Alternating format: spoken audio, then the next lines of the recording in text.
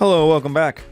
This is Great Big History Podcast, and I am Dr. Christopher Gennari. In this episode, we do a short piece on Indonesia and the Philippines from 1945 to now. In both, we have a Cold War. We have the Cold War between the United States and the USSR, which we've talked about. And what that created was communist guerrillas versus American-backed military dictators. These were long civil wars, long revolts, and both the United States and the USSR poured money into them. And the idea was these were sideshows because neither American nor Soviet troops fought each other there or occupied the lands in any large way, though the Philippines, because of the naval bases, did have a much more involved U.S. presence. But still, not like South Vietnam, not like Korea. So these are, and Indonesia is a sideshow for both, where both sides pour in CIA agents and KGB agents and money, but let the local populations fight it out. And in the end, the dictators win. The American-backed dictators win. They defeat the communist guerrillas, who are more or less pushed back into the jungle. But what we have is right-wing conservative retribution, violence, murder, and an exploitation economy and corruption. In both in Indonesia and the Philippines, the Americans get stability from their wars, but also the local people get corruption and exploitation. Famously, the Marcos in the Marcos in the Philippines, Imelda Marcos had 6,000 pairs of shoes in a place where most people didn't have any. They looted billions of dollars of wealth. Suharto in Indonesia even conquered East Timor from the Portuguese and started rounds of mass murder. Every time there'd be a revolt, remember Indonesia is Muslim, Islamic, and East Timor was Catholic. And so there were these cultural fights, political fights, became religious fights, which then led to mass murder. And that would continue until the year 2000. So some 25 years, Indonesian forces would murder and plunder people in East Timor. What is the result? The end of the Cold War brought about democracy. In the 1980s in the Philippines, with the fall of the Marcos regime, and in the 1990s in Indonesia. The end of the Soviet Union allowed for a change in relationships that was less military. The war was over. And so you have more connections with the West and more economic developments. In fact, the Americans will actually leave the Philippines as a military base. A conflict between conservatives who were pro-dictators. Both Suharto and Marcos had allies, people who were bought into the regime, who were part of the regime, versus the reformers who kind of want to root them all out. You'll see this in any decolonization class, wherever you're talking about places where a minority rule is put in, there are always people who benefit from that minority rule.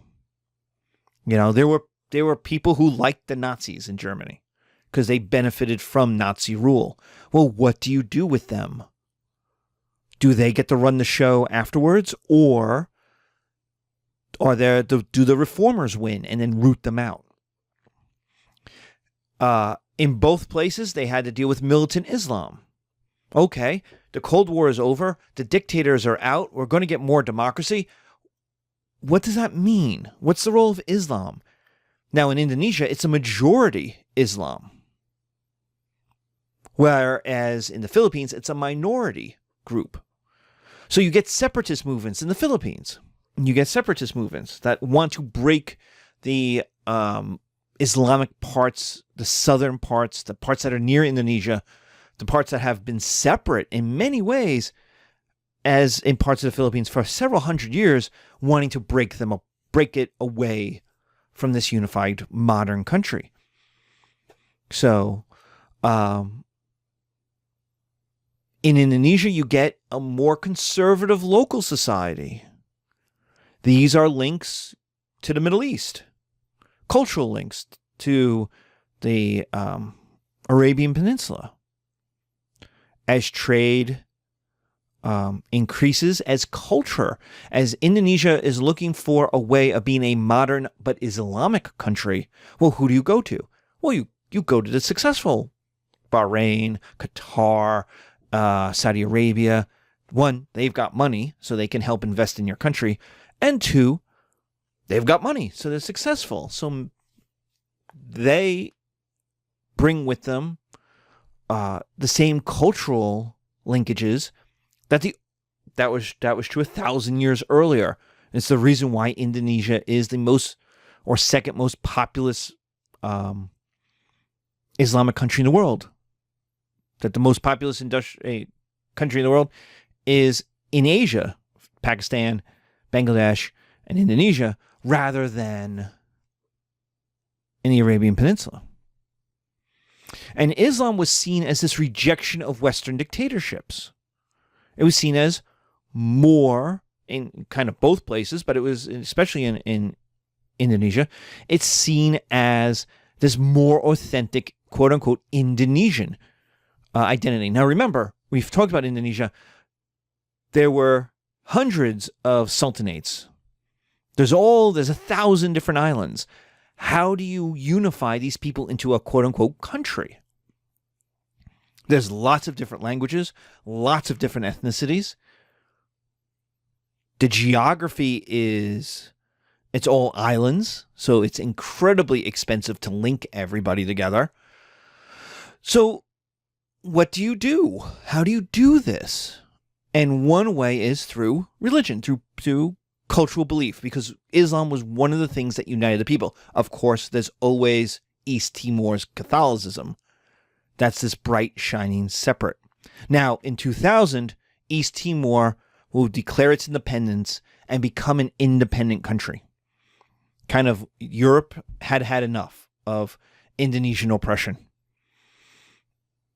of the war crimes, and basically helped in East Timor become a separate country. So again, by getting rid of, it's actually in some ways a benefit, because in getting rid of the Catholic part, you get an even more concentrated Islamic part. So you get a country that has more unity.